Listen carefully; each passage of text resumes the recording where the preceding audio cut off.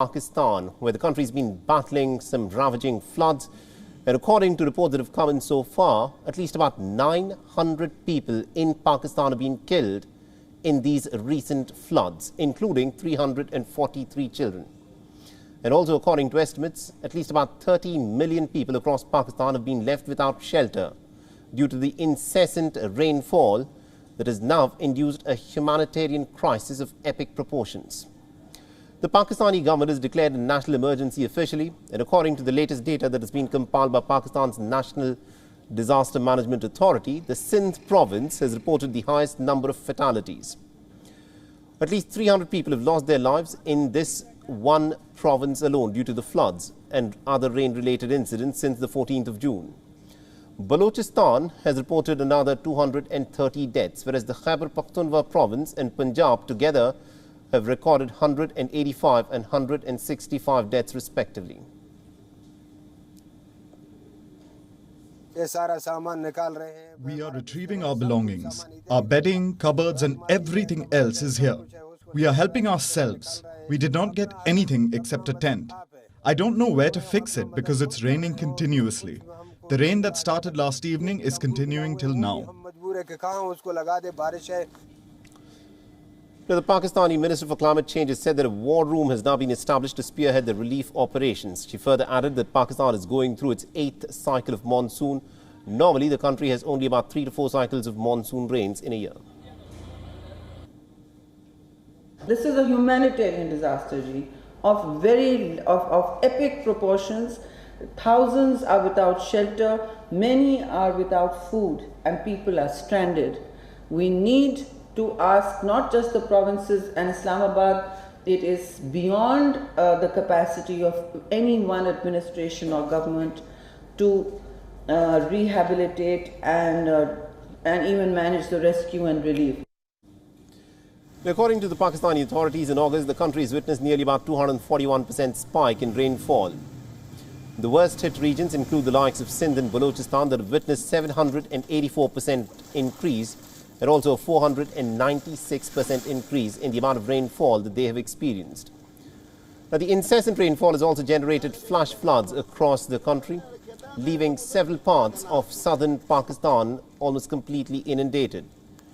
Now, as per the government's preliminary rapid needs assessment report, the country requires at least about $329 million American to provide immediate relief to the flood-hit regions, where nearly about 184,000 people have been displaced and are presently living in some relief camps.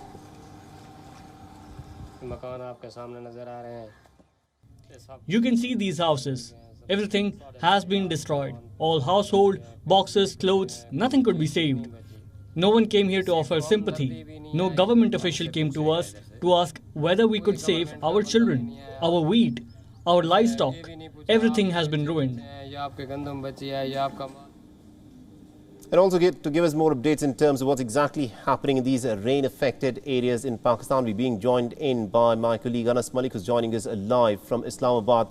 Anas, we've just seen the scale of devastation that's been caused by the flooding that's taken place, especially in Sindh and Balochistan. Bring us up to speed with how bad the things actually are for the people who've been stuck in these latest round of floods.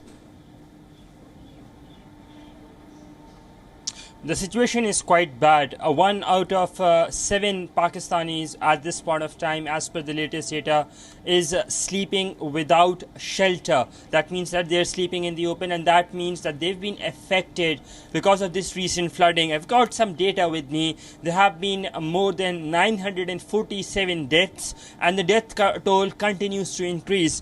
More than 3,000 people have been injured. The livestock that has been killed amounts to about 793,995. This is accounted for. Again, the houses that are damaged, that have been accounted for, it stands at 670,328. The road infrastructure that has been damaged, that expands up to 3,082 kilometers.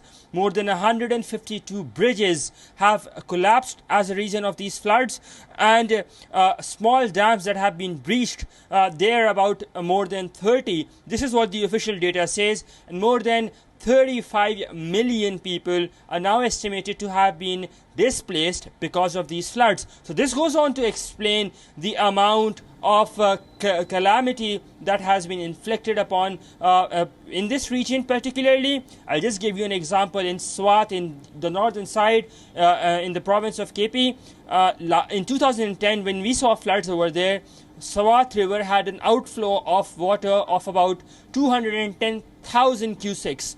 Now, 12 years down the line, that is the ongoing floods, in 2022, we've got the flow of water at 228,000 cusecs of water, and it continues to increase. So this goes on to show the magnitude of the damage or the destruction that these floods continue to inflict on Pakistan and the people of Pakistan. Absolutely, indeed. Now, Anas, Pakistan has declared a state of emergency. The government has said that it is trying its very best to try and provide relief to the people who've been affected very badly in the floods. What has the Pakistani government done for nearly an estimated 30 million people who are said to be without shelter at this point of time because of the floods?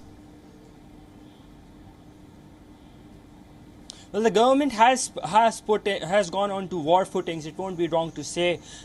Just as I talk to you, the Prime Minister has departed for an aerial visit to parts of Sindh, in Sakhar, in Nawabshah, and elsewhere.